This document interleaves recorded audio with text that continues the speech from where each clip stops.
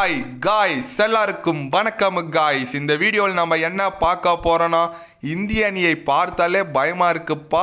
அது மட்டும் இல்லாமல் கண்டிப்பாக இங்கிலாந்து எதிரான T20 சீரீஸை இந்திய அணி வெல்றதுக்கு நிறையவே வாய்ப்பு இருக்குது அப்படின்னு சொல்லிட்டு, நம்ம ஆஸ்திரேலிய அணியின் இப்போதைக்கு டெஸ்ட் கேப்டனாக இருக்கும் ஸ்டீவன் ஸ்மித் பார்த்தீங்கன்னா, இங்கிலாந்து அணிக்கு எப்படி சொல்கிறது, இங்கிலாந்து அணிக்கு இவரே சவால் விடுற மாதிரி பேசியிருக்காரு. இந்திய அணி பற்றி கொஞ்சம் பெருமையாக பேசியிருக்காரு பத்திரிகையாளர் சந்திப்பில். அவர் என்ன பேசினார், ஏது பேசினார் சொல்லிட்டு வீடியோ டீட்டெயில்டாக பார்க்கலாம்.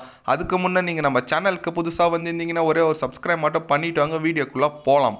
ஆமாங்க, இப்போ பார்த்தீங்கன்னா ஆஸ்திரேலியா வர்சஸ் ஸ்ரீலங்கா டெஸ்ட் போட்டி வந்துட்டு இருக்குங்க இன் ஸ்ரீலங்காவில். அந்த போட்டி டே 2 முடிஞ்ச உடனே 625 ரன் வச்சு டிக்ளேர் கொடுத்து பத்திரிகையாளர் சந்திப்பில் சில பல கேள்விகள் கேட்டாங்க. பத்திரிகையாளர் சொன்னார், இந்திய அணி குறித்து கேட்டதுக்கு T20 இந்த சீரீஸ் குறித்து கேட்டதுக்கு என்ன சொன்னாருன்னு கேட்டிங்கன்னா, இந்திய அணி T20யில் ரொம்ப வலுவாக இருக்காங்க. அவங்க நாட்டில் போயிட்டு T20யில் இந்திய அணி வீழ்த்துன்றது சாதாரண விஷயம் கிடையாது.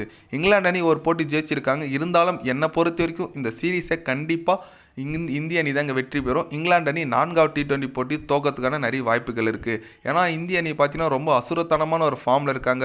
போலிங் பேட்டிங் சொல்லிட்டு அனைத்து இதுலேயும் செமையான ஒரு டீமாக இருக்காங்க. இந்தியாவில் வீழ்த்துன்றது எப்போவுமே அது டெஸ்ட்டில் சரி, ஓடிஐயில் சரி, T20யில் சரி சாதாரண விஷயம் கிடையாது. அதனால் கண்டிப்பாக இங்கிலாந்து அணிக்கு ஒரு சவால் காத்துட்ருக்கு. இந்த T20 4வது T20யை வெயிட் பண்ணி பார்க்கலாம் யார் வின் பண்ணுறாங்கன்னு சொல்லிட்டு அப்படின்னு சொல்லிட்டு ஸ்டீவன் ஸ்மித் பார்த்தீங்கன்னா ஸ்வீட்டாக சொல்லியிருக்காருன்னே சொல்கிறாங்க. கரெக்ட், எஸ், அவர் சொல்கிறது கரெக்டுங்க. ஏன்னா இவருக்கே தெரியுது இந்திய அணியோட கெப்பாசிட்டி எந்த அளவுக்கு இருக்குதுன்னு இந்தியாவில். ஏன்னா எப்பவுமே இந்தியா டெஸ்ட்டில் டாமினேஷன் பண்ணிட்டு இருந்தாங்க. எப்போ அந்த நியூசிலாந்து டெஸ்ட் தொடர் முன்னே. இப்போ பார்த்தீங்கன்னா நியூசிலாந்து நம்ம நாட்டில் ஜெயிச்சிட்டாங்க. அதுலேருந்து கொஞ்சம் இந்தியா இப்படி ஆயிடுச்சு அப்படி ஆயிடுச்சுன்றாங்க. ஓகே, பட் இந்தியாவில் கிங்கு தாங்க. அது மட்டும் இல்லாமல் T20 செம்ம ஃபார்மில் இருக்காங்க. ஏன்னா சூரியகுமார் அதோட கேப்டன்ஷிப்பை ரொம்ப அற்புதமாக இருக்குது. ஏன்னா ஹர்திக் பாண்டியா அதுக்கு முன்னே இருந்தார். அப்புறம் கேப்டன்ஷிப் சூரியகுமார் யாதவ் குத்தாங்க, அதெல்லாம் ஓகே. பட் கேப்டன்ஷிப் செம்மையாக பண்ணிட்டு வந்துட்டுருக்காரு. இந்த நிலையில் பார்த்தீங்கன்னா எல்லா அணியும் அதாங்க சொல்கிறாங்க. ஏன்னா கெவின் பீட்டர்சன் கூட இங்கிலாந்து முன்னாள் வீரர் கொஞ்ச நாள் முன்னே இதுதான் சொன்னார், இந்தியாவில் போய் இந்தியா வீழ்த்துன்றது சாதாரண விஷயங்களையும் சொல்லியிருக்காரு. கரெக்ட், பட் 4வது T20 போட்டி யார் வெற்றி பெறுவாங்க? ஏன்னா இங்கிலாந்துக்கும் இது ஒரு வாய்வாசாவா போட்டின்னு சொல்லலாம். அவங்க வெற்றி பெற்றால் மட்டும்தான் இந்த சீரீஸில் நிற்க முடியும்.